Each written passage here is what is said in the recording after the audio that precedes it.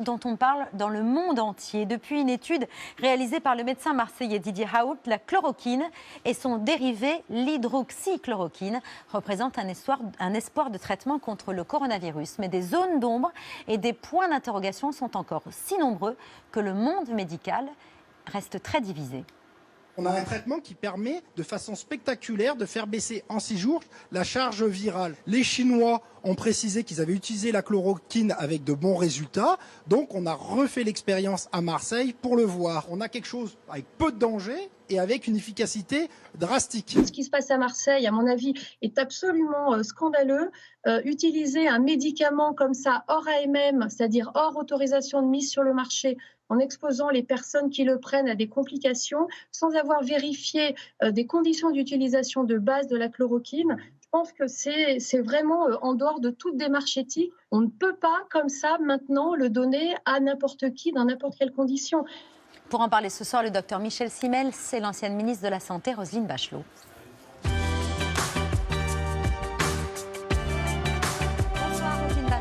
Bonsoir Michel Simès, merci à tous les deux de votre présence ce soir. Avant de vous faire réagir évidemment sur le débat du jour, l'utilisation ou pas de la chloroquine, le point Patrick sur ce que le professeur Raoult présente d'ores et déjà comme un remède miracle. Alors en tout cas c'est une piste et pour l'instant c'est la seule, d'où l'engouement qu'elle suscite et on l'a vu, on va le voir à Marseille. Mais si l'ensemble de la communauté scientifique et les autorités sanitaires manifestent la plus grande prudence, ça n'est pas parce que Didier Raoult a les cheveux longs et qu'il n'est pas parisien, c'est un infectiologue prestigieux, reconnu, honoré, son institut est financé sur fonds publics. Non, si son étude suscite autant de méfiance, c'est que le professeur Raoult s'est affranchi pour ce test de tous les standards scientifiques en vigueur. Pas de tirage au sort des patients, pas de groupe placebo, pas de double aveugle où ni les patients ni les médecins ne savent qui est traité, pas de relecture scientifique, etc. Ce qu'a dit le ministre Olivier Véran, jamais aucun pays au monde n'a accordé une autorisation de traitement sur la base d'une étude comme celle-ci. Didier Raoult, lui, plaide l'urgence sanitaire. C'est vrai, il y a des vies à sauver et l'hydroxychloroquine est un anti-inflammatoire bien connu qui présente assez peu d'effets secondaires. On va en reparler, mais c'est vrai.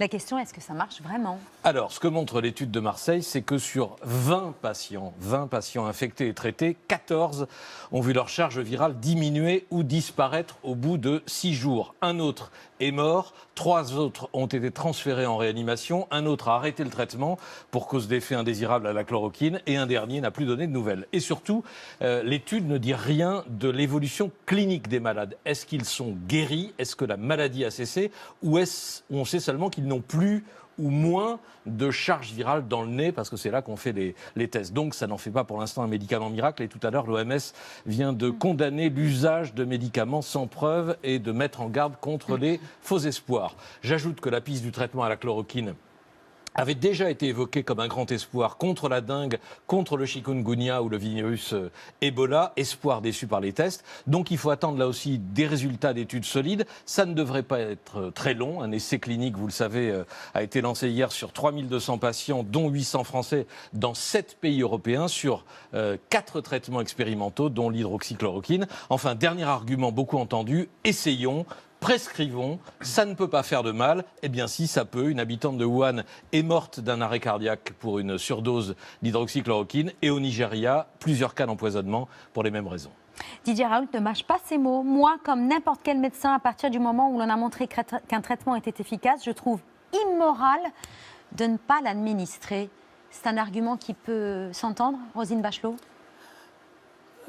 En tant que docteur en pharmacie, j'essaie de regarder ça sur un plan technique et puis sur le plan, un plan, comment dirais-je, de bienveillance vis-à-vis de cette angoisse extraordinaire des malades.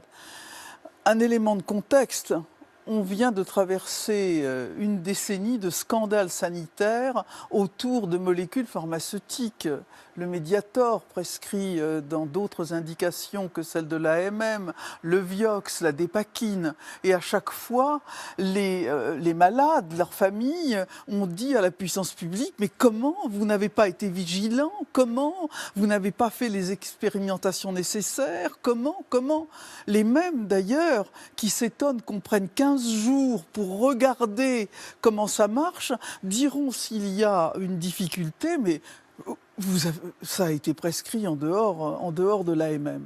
Alors donc c'est quand même un médicament, s'il est efficace, il est toxique. Il n'y a pas d'efficacité médicamenteuse sans toxicité médicamenteuse. Donc il faut connaître précisément sa toxicité avant de l'utiliser. Et évidemment. Alors par contre, je sais, je le comprends. En fait, la chloroquine est utilisée partout en ce moment sur les malades. Dans tous les services, elle est utilisée. Évidemment, et on peut comprendre et les médecins et les malades, enfin, si tant est qu'ils aient pu donner leur consentement, ou les familles, de tout tenter. Michel Simès. Oui, Patrick a très très bien résumé les doutes, les inquiétudes de la communauté médicale par rapport aux essais qui ont été faits par le professeur Raoult. Il faut tout de suite éliminer le délit de sale gueule. Parce que lui, c'est l'argument. Oui, c'est l'argument. C'est pas parce qu'on n'habite pas à l'intérieur du périphérique parisien qu'on ne fait pas de science. Ce pays, c'est devenu Versailles au XVIIIe siècle. On ne le regarde pas un peu de haut, le professeur Raoult? Non. Il n'y en a pas. Le professeur Raoult, c'est pas qu'aujourd'hui qu'il énerve pas mal de ses pairs. C'est parce qu'il a pris des positions qui étaient quand même un peu en dehors du milieu antérieurement à cette crise. Antérieurement à cette crise, vous voyez très bien comment il parle. Il fait des interviews. L'interview du Parisien ce matin, je suis désolé, quelles que soient les qualités reconnues du professeur Raoult, est scandaleuse. On ne peut pas dire je me fous complètement de ce que les autres pensent. C'est pas comme ça que ça marche. Oui, c'est-à-dire quand on lui demande s'il est satisfait que le gouvernement autorise un essai clinique d'ampleur sur l'effet de la chloroquine, il dit je m'en fiche. Voilà. On peut pas. On travaille. Les médecins travaillent en communauté pour essayer chacun d'apporter ses compétences. Personne ne dit que le professeur Raoult n'est pas compétent. C'est un excellent infectiologue. Il est effectivement un peu à part par rapport à un franc-tireur. Mais Patrick a dit pourquoi on avait des doutes sur les essais et pourquoi il faut en faire d'autres. C'est un médicament, Roselyne Bachot a dit qu'un médicament, à partir du moment où il est efficace, il est forcément toxique. La chloroquine, puisque c'est de ça dont on parle, est un médicament qui va, par exemple, et ça on ne le dit pas, passer la barrière placentaire. C'est-à-dire qu'une femme enceinte qui va prendre de la chloroquine, son fœtus va avoir exactement dans le sang la même dose qu'elle va avoir. Quand on donne du Plaquenil à une patiente, on lui demande à la fin du traitement de ne pas tomber enceinte avant 8 mois. Parce que le médicament, la molécule circule. Si ça n'avait pas d'effet secondaire, on ne lui demanderait pas ça. On a des effets, même si les doses, et le professeur Raoult le dit très justement, il a des doses qui ne sont pas toxiques, mais il y a quand même une toxicité cardiaque, une toxicité pour les yeux. Enfin, ce n'est pas un médicament anodin qu'on peut donner comme ça. Et aujourd'hui, moi j'ai plein de copains qui m'appellent en me disant qu'est-ce que je fais? J'ai mes patients qui me demandent tous de la chloroquine. Il faut une surveillance. Il y a des pharmaciens qui disent qu'ils sont dévalisés. Bien sûr, à la PHP, il y a eu des services qui ont fait parce qu'il y a une pharmacie centrale, et ensuite il y a des répartitions entre les services. Il y a des services qui ont préempté des doses d'hydroxychloroquine, chloroquine, et qui en ont ainsi démuni un certain nombre d'autres services. Comme à chaque fois dans les pénuries, ça suscite des réactions de panique. Et si demain les gens prennent de la chloroquine comme ça sans beaucoup de surveillance, il va y avoir des problèmes et ils se retourneront contre ceux qui ont prescrit. Il y a des questions qui demeurent aussi. Alors il y a la deuxième, il y a le problème des tests cliniques qui ne sont pas faits comme il faudrait. Bon, on les fait aujourd'hui, on aura la réponse, j'espère, dans 1 à 2 semaines. Mais moi, j'ai appelé un chercheur du CNRS qui travaille depuis longtemps sur la chloroquine et les virus. Donnez-moi juste 2 minutes pour vous expliquer ce qui se passe quand le virus rentre dans l'organisme. Le professeur Simès. Voilà, il va rentrer dans l'organisme, il va rentrer dans le nez, puis il va passer le virus dans les poumons, puisque c'est les complications. Il va être attaqué par notre système immunitaire de façon très complexe, mais notamment par des globules blancs qui vont fabriquer ce qu'on appelle l'interféron. L'interféron, c'est une substance qui interfère, c'est pour ça qu'on l'appelle comme ça, avec les virus. Donc cet interféron va être sécrété par ces globules blancs pour attaquer le virus dans les bronches et éviter que vous ayez des complications. Ce qui explique peut-être ce fameux rebond au 7e et 9e, entre le 7e et 9e jour qui fait qu'on a des complications, c'est que cet interféron va exploser et va, entre autres, le système immunitaire va se déchaîner et va faire une surréaction qui probablement entraîne les complications. Cet interféron est donc essentiel pour lutter contre les virus. Or, la chloroquine bloque l'action de l'interféron. Donc, à quel moment donner la chloroquine si jamais elle s'avère efficace? Si on le donne au début de l'infection, le chercheur que j'ai eu au téléphone et qui travaille encore une fois depuis longtemps là-dessus, dit on risque de faire flamber l'infection virale puisque les globules blancs ne pourront plus travailler. Maintenant, si on le donne au moment où commence à avoir des complications pulmonaires et où l'interféron explose et entraîne cette inflammation délétère, là peut-être que ça peut être efficace. Mais à quel moment le donner ? Au début des symptômes, au moment où on commence à avoir des problèmes pulmonaires, est-ce qu'il ne va pas être trop tard ? Donc déjà, il faut voir si elle est efficace et si elle l'est, quand. Et en ce moment, tout le monde prend la chloroquine, tous ceux qui la prennent, et on l'a entendu M. Estrosi tout à l'heure, ils le prennent dès le début des symptômes. Est-ce que M. Estrosi a été guéri au bout de 6 jours parce qu'il l'aurait été sans médicaments? 80% des personnes touchées Ou est-ce que c'est la chloroquine? guérissent Et sans- juste un sans- dernier mot pour la charge problème. virale dont parlait Patrick. Effectivement, il semblerait que ça fasse baisser la charge virale. Je crois savoir que la personne qui est morte après avoir pris de la chloroquine avait une charge virale à 0 la veille de son décès. Exact. Elle était négative. Elle était Elle était testée négative. négative. Elle n'avait la pas de veille charge. Ça veut la dire veille. qu'il n'avait plus de virus détectable et il est mort le lendemain. Ça veut dire que le virus était dans ses poumons, Désactivé. mais pas dans son nez. Voilà. Voilà. Alors, comment on peut pas donner des conclusions aujourd'hui avec tout ça. Mais ce que vous dites, Roselyne Bachot, c'est qu'aujourd'hui, la chloroquine est administrée à des patients à l'hôpital, Oui, bien sûr. c'est-à-dire quand ils sont déjà dans un état sérieux, Oui, quand c'est les ça. complications Voilà. Alors, respiratoires déjà, ont été avérées. oui, voilà, absolument, mais on ne peut pas en faire le reproche à des médecins qui d'ailleurs Qui tentent tout. l'ont dit publiquement et devant nos micros qui ont dit, moi, je suis devant des malades graves, il y a cette possibilité, je prends le risque et tant pis si on m'attaque. Peut-on le reprocher? Bien sûr, mais On ne peut pas le reprocher, personne ne leur évidemment. reprochera. Et encore une fois, il faut bien comprendre, parce que je ne sais pas si vous êtes comme moi, mais je reçois un nombre de mails, de SMS, de machin.